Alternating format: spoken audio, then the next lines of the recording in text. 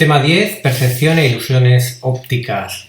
Bien, este tema es muy extenso y lo vamos a dar en profundidad, pero no os agobiéis porque que lo demos en profundidad no significa que tengáis que aprenderos todo de memoria. Lo que más me interesa es que adquiráis un concepto global de todo lo que es el campo de la percepción visual y de las ilusiones ópticas y cómo estas ilusiones han sido utilizadas por un montón de artistas para realizar sus obras de arte. El tema lo he estructurado en tres partes diferenciadas. Hoy vamos a dar la primera, la parte 1, que es más teórica y trata sobre el mecanismo de la visión y la percepción. Hay una parte 2 que va sobre ilusiones ópticas, que será, lo daremos más adelante, y será ver un montón de imágenes de ilusiones ópticas y también aprender a hacer alguna de ellas. Y por último hay una parte 3 que trata de historia del arte, que es ver artistas e investigar sobre ellos. Por eso deciros que voy a pediros una serie de trabajos por cada parte. La parte teórica, la primera parte tendréis que realizar un esquema o un resumen del trabajo, ya os hablaré de ello más adelante. La parte 2 haremos alguna práctica o dibujaremos alguna ilusión óptica y la parte 3 realizaremos una investigación. ¿De acuerdo? Hoy os voy a poner el PDF que corresponde, o la presentación PowerPoint que corresponde a la primera parte, junto a este vídeo explicando esa parte. Venga, empecemos con la primera parte. Bien, la primera parte, como veis, trata del mecanismo de la visión y en principio aparece un fenómeno que es el fenómeno de la luz, sin el cual no puede haber visión y por lo tanto no puede haber percepción y por lo tanto no puede haber ilusiones ópticas.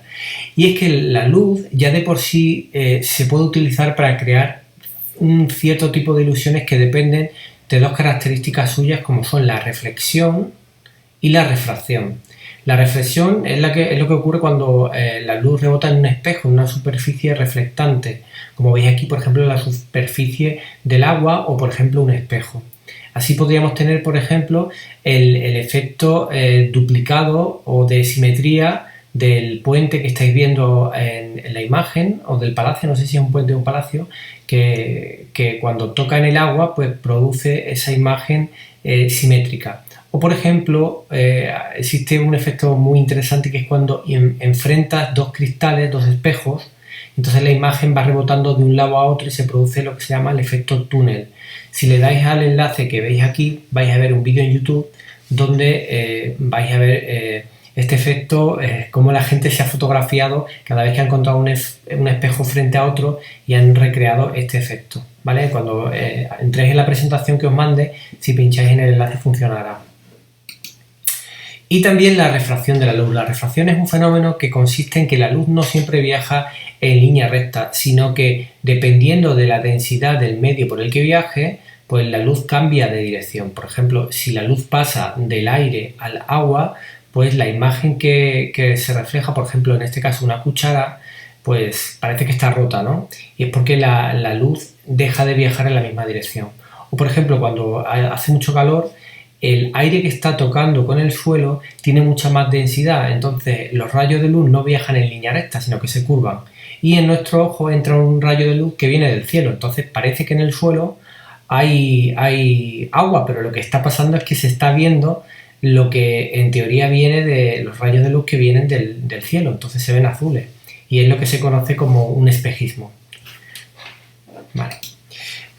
Además, hoy en día se está utilizando la luz para recrear una serie de ilusiones ópticas, por ejemplo, en conciertos, y lo hacen mediante hologramas. Aquí veis una serie de imágenes y si pincháis en los enlaces os llevará a varias maneras de hacer hologramas. Esta es una manera, la primera, la de la mariposa, es una manera muy sencilla que consiste en una pirámide invertida de cristal y que se puede hacer, por ejemplo, con un móvil.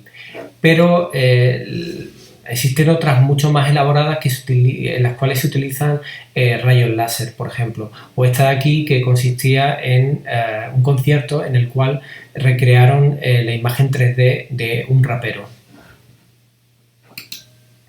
Bien, entrando ya de lleno en el mecanismo de la visión, digamos que el órgano receptor con el cual vemos es el ojo y tenemos dos, ¿vale? O sea que tenemos dos órganos receptores para la visión.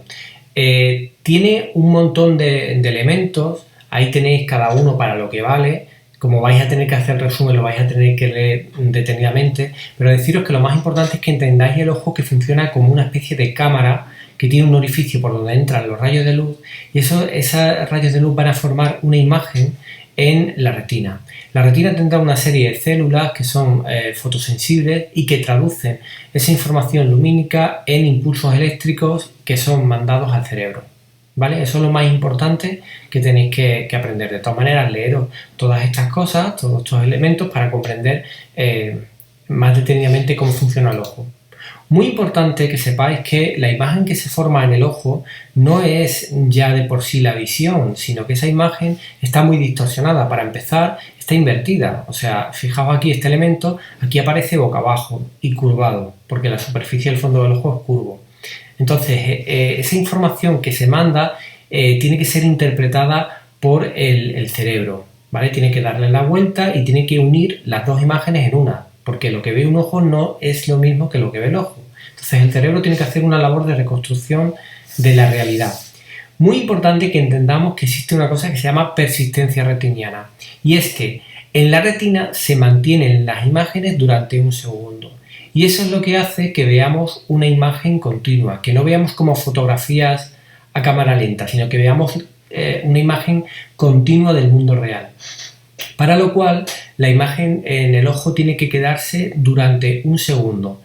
Gracias a eso, por ejemplo, cuando vamos al cine vemos las películas y nos da la sensación de movimiento. ¿Por qué? Porque en nuestro ojo se recrea ese movimiento, ¿vale? Aquí tenéis esto, que es muy importante, lo de la persistencia retiniana. Para el que no lo haya entendido, no lo entienda, aquí hay un test en el cual si pincháis os llevará a una página y empiezan a salir circulitos y tú tienes que pinchar en el circulito que se agrega cada vez, ¿no? Lo que ocurre es que entre una imagen y la siguiente te dejan la pantalla en negro durante un segundo y esa imagen se te borra de tu cabeza, con lo cual es muy difícil que recuerdes, cuando ya hay un montón de puntos, que recuerdes cuál es el último punto que he puesto. Y ahí comprendes verdaderamente lo que es la persistencia retiniana, ¿vale? Que es que la imagen durante un segundo queda latente en nuestra retina.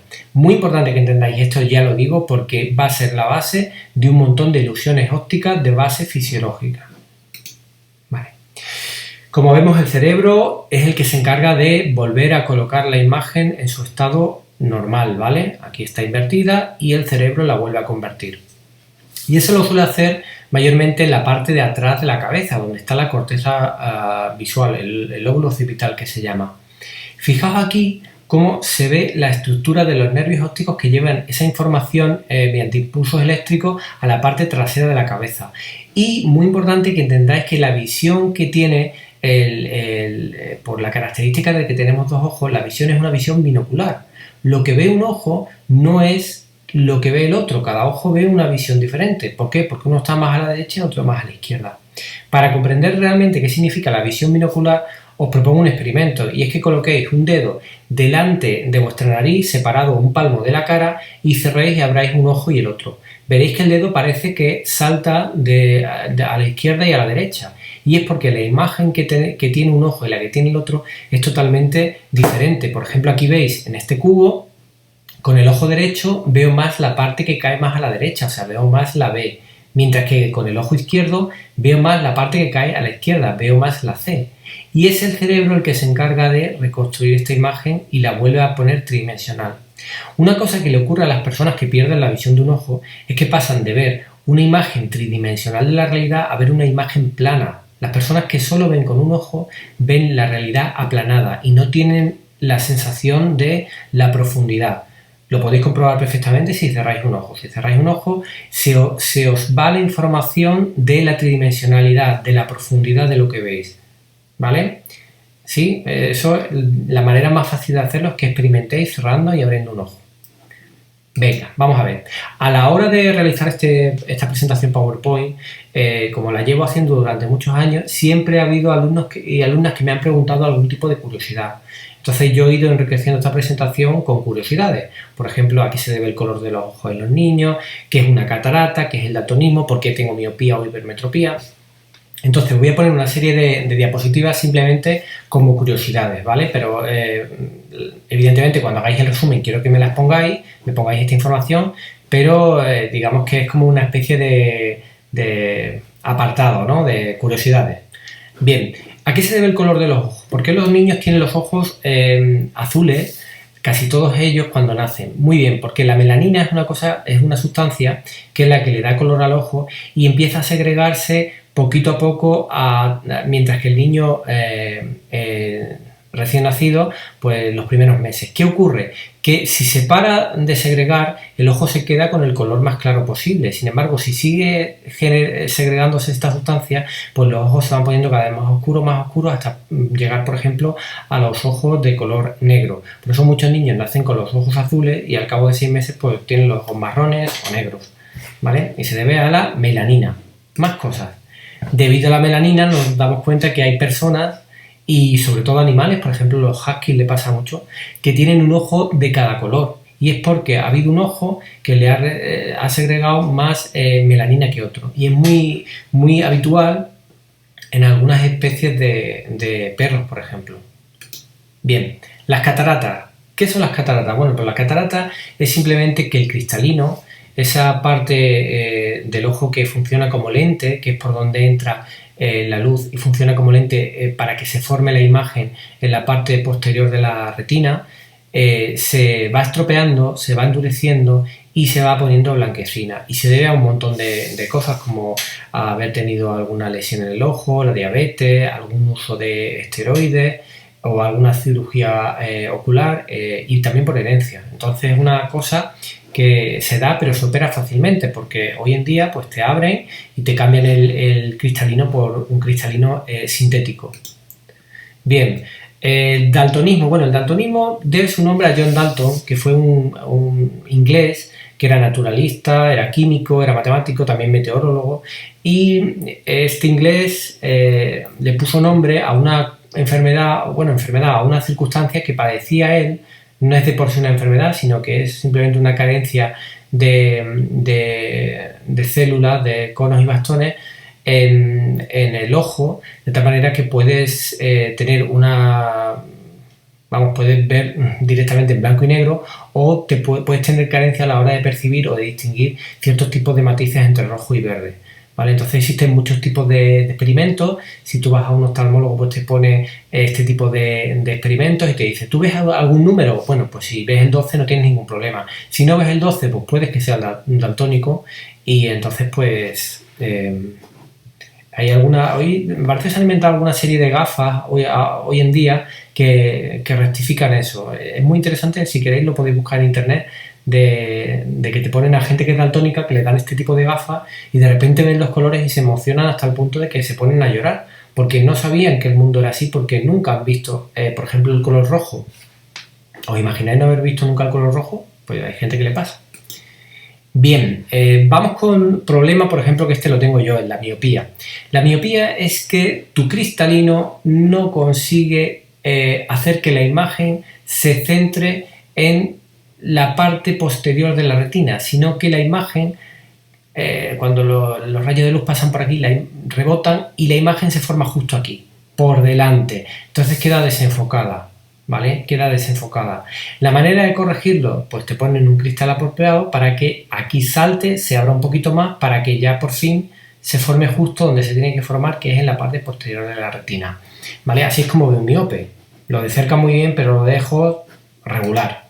Vale, lo contrario, la hipermetropía. La hipermetropía que lo tienen sobre todo los mayores. ¿Y qué ocurre? Pues que su imagen se le forma nítida en la parte de atrás, o sea, como si se sale del ojo, no funciona. Para eso pues se pone este tipo de lentes y ya por fin la imagen se forma donde tiene, o sea, se vuelve nítida donde debe, que es en la parte posterior de la retina. Más cosas interesantes. Bien. Vamos a hablar de la percepción, y es que la percepción es una mezcla, como vemos, de unos estímulos que recibimos a través de los sentidos, el ojo en este caso, y que llegamos a tener una percepción con C, percepción, cuando se recrea la realidad, ¿vale? En el proceso de percepción interviene, por tanto, una primera fase de selección y otra de interpretación. ¿Y qué significa eso de selección? Pues significa que de todos los estímulos que tú percibes, solo seleccionas para percibir o para interpretar algunos de ellos. Por ejemplo, a mí me resulta muy curioso cuando leyendo un libro sobre este tema, el libro decía a que no eres consciente del tacto de tu ropa sobre tu piel. Y es verdad, es un estímulo que es constante, el tacto del rozar de tu ropa en tu piel, y entonces pasa desapercibido, a no ser que quieras que sea un estímulo percibido. Entonces conscientemente te vuelves consciente de que te está tocando el zapato, la piel, etcétera, etcétera, o la goma en el pelo. Si no, pasa desapercibido. Es una cosa que tu cabeza se encarga de obviar ese estímulo, ¿vale? Entonces hay una primera selección. Tú decides a qué le haces caso. De todos los estímulos que te llegan, cuál va a ser al que le vas a prestar atención. Y por último, existe una interpretación. El estímulo es una cosa, digamos que objetiva, pero tú eres el que le da un valor a ese estímulo, un valor positivo, negativo, etcétera. Por ejemplo, el estímulo podrían ser unos donuts. La sensación es, pues, comerte el donut. Y la percepción es, por ejemplo, tener una sensación placentera. O, por ejemplo, un sentimiento de culpabilidad porque estás haciendo dieta, no lo sé, ¿vale? Es un chiste que os pongo para que veáis la diferencia entre estímulo, la sensación, que es una cosa objetiva, y ya tu interpretación. Qué bueno está este donut, o qué mal me siento, ¿vale? Dependiendo como de la persona, pues sentirá una cosa u otra. Por tanto, no todos tenemos la misma percepción, aunque los estímulos sean los mismos, porque depende de tu órgano receptor. Por ejemplo, si eres daltónico no vas a tener la misma percepción que una persona que no es daltónica, pero también depende de tu interpretación. Dependiendo de lo que tú hayas vivido, de tus experiencias previas, interpretas ese estímulo de una u otra manera. Vale. Vamos a ver más cosas. De todos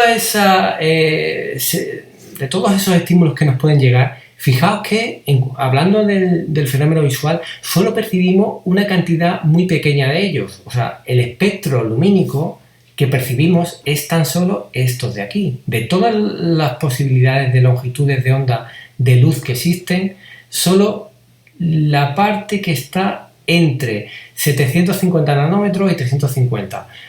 Solo esto, todo lo que es ultravioleta o infrarrojo, y para allá y para acá, no lo percibimos. Pero existen una serie de artilugios que nos posibilitan pues potenciar la visión. Por ejemplo, las gafas de visión nocturna o las gafas térmicas, con las cuales podemos convertir estas longitudes de onda que no percibimos con el ojo en longitudes de onda que sí percibimos. O sea, lo que hace las cámaras y las gafas de visión nocturna, lo que hacen es que convierten estas longitudes de onda en estas, para que podamos verlo, ¿vale? Y es un dato curioso que os pongo, que me han preguntado otras veces.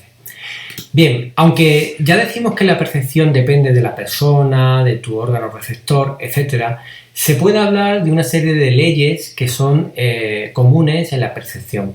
Y esto lo estudió una escuela de psicólogos alemanes que se organizaron en una escuela que se llamó la Escuela de la Gestalt.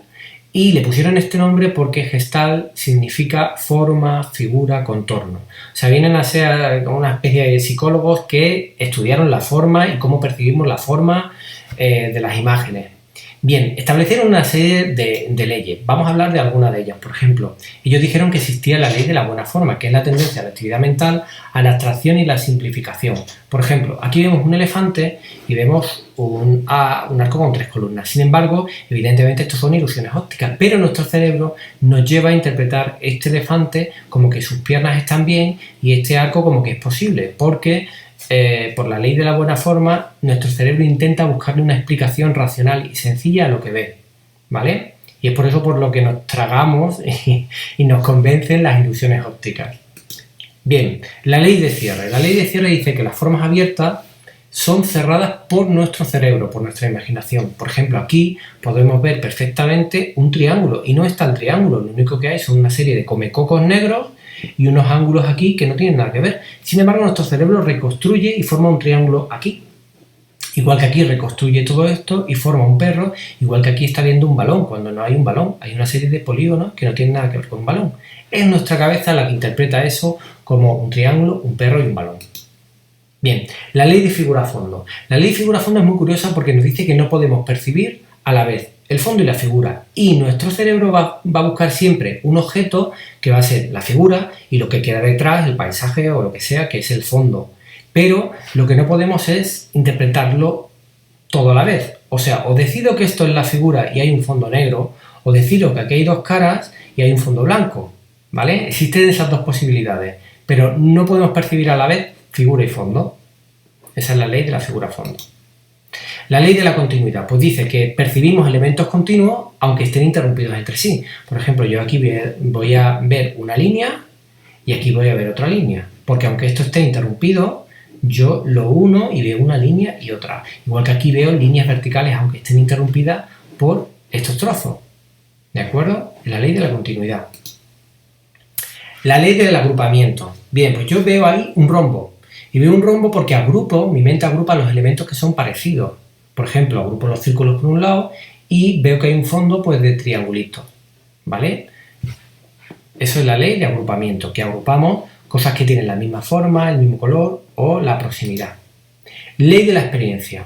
Bien, yo sé que esto es una E porque conozco el abecedario. Si no conociera el abecedario, yo no soy capaz de interpretar que aquí hay una E. O sea que la percepción depende también de la experiencia previa, de los conocimientos que tenga. Y por último, la ley de la constancia perceptiva, que significa que si yo pongo tres figuras que miden lo mismo en una perspectiva que se va alejando, interpreto que la que está aquí última es un gigante y la que está aquí es un enano, ¿vale? Evidentemente parece que esta es más grande que esta. Sin embargo, si nos damos cuenta, si cogiéramos una regla, miden lo mismo, solo que la constancia perceptiva del entorno me hace percibir que esta, por general, tendrá que ser más grande cuando estando en el fondo, pues sobresale del techo. ¿Veis? Eso es lo que significa la ley de la constancia perceptiva. Bien, estas leyes son fundamentales que las comprendamos porque cuando veamos alguna ilusión óptica compleja, os diré, y esta ilusión óptica se consigue mediante la ley tal de la Gestalt. Entonces tenemos que comprenderla. ¿De acuerdo? ¿Vale? Os voy a pedir que hagáis un resumen esquematizado de todo esto para que de la primera parte, de la parte 1, teoría del mecanismo de la visión, hemos visto esta primera parte, para ver si lo habéis comprendido, ¿de acuerdo? Esta presentación la pondré también en Google Classroom para que tiréis o bien del vídeo o bien de la presentación. Venga, un saludo a todos.